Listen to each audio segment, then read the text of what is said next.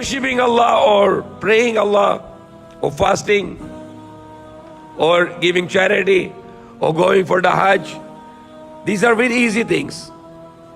What is the difficult things? When you see the evil, then you stand against the evil. This is what Allah said in the Quran, Innal insana lafi khusr. Surely all the man in loss except those who believe, do good works. Good works is easy to do. Believe is okay, you just believe, I believe in Allah.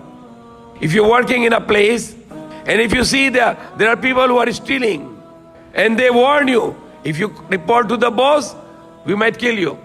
But if you fear Allah, and if you stand for the right, you will go and complain about it.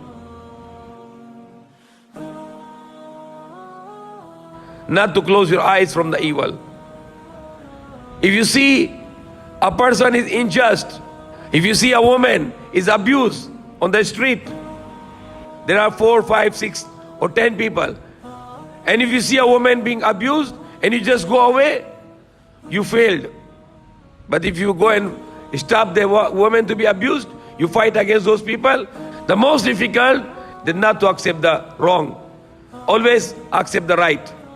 Even though you might think that you will get trouble when you go for the right, but you have to go for the right.